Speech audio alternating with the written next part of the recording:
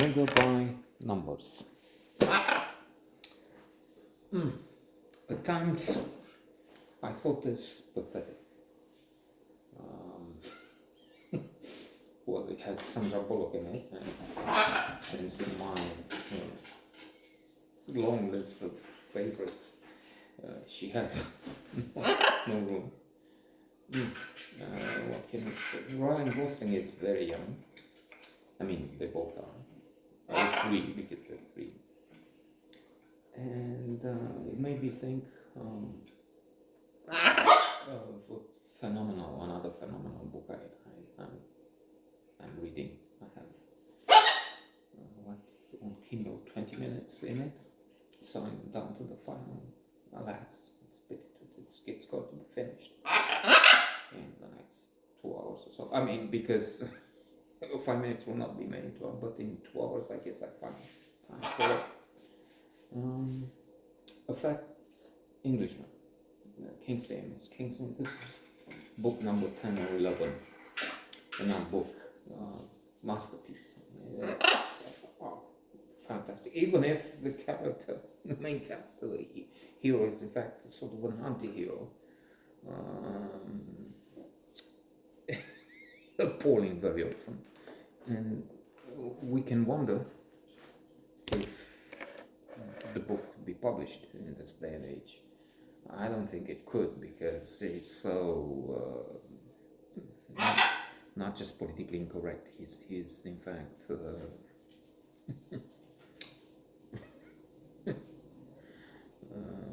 atrocious. But that could be funny, and I think. Yes, comedians are fighting back. They're saying, well, words are funny. You can't. Speaking of the slap, of course. So anyway, one of the calamitous lines he has is the main character, Roger Michel D.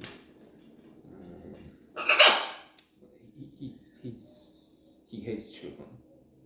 In particular, son Arthur is the son of the woman he wants to have sex with once in a while. Well, he wants to have sex with everybody. That's the idea expressed at one point. Although he's fat. So there are elements readers can identify with. Even find they share with monsters sometimes, often. So the things going on, and he says something like, no wonder that men are so vile often, sometimes. I don't even know if he adds that often or something, if it's not just men in general always are so vile or repugnant. Black and white, seeing as they start as children. So from children, what do you expect? Awful men. Now, murder by numbers, what you have teenagers plotting and executing what they think to be the perfect murder. And they're absolutely monsters about it. Okay, not all. Some just do the usual, normal, innocent, insulting, shitting, one just outside the fence, one or more. I didn't look in detail to see if the quantity is from 1, 4. The challenge, and scream and do horrendous for me, but just so sweet things for the parents, for Parvenu, Nouveau Riche, Choco Inouï, fucked up Egypt. these are excessive in the film, true. But I mean, not all do crimes. Potentially 80% think, wish, but they don't have the brains of these criminals. The intelligence, not the EQ. EQ, which apparently is more important, the emotional intelligence than IQ, because IQ, you can be intelligent and do this, or other things around here, and that's why. Looks like I agree with Roger Michel. And then it explains in part something else. There's a classic of psychology, Stumbling on Happiness, Daniel Gilbert, Harvard professor of psychology. He was when he wrote that some years back. I don't know if maybe he moved to another university. And much of the point there is we have these myths.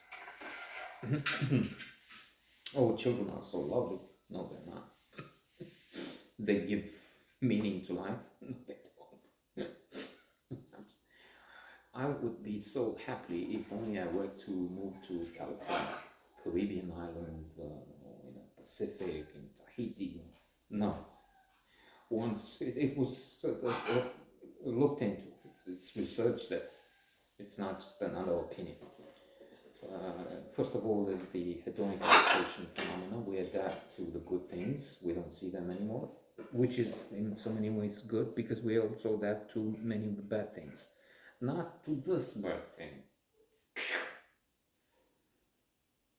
A killing, murder by numbers, life.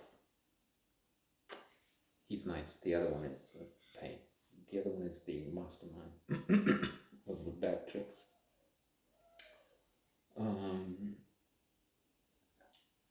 So, not all the bad things. Some are very difficult, if not impossible to adapt. Big noise, that's one problem here with them. When they scream, it's fucking my brain. Don't move to an airport, near an airport, saying you're that. No, it's not working.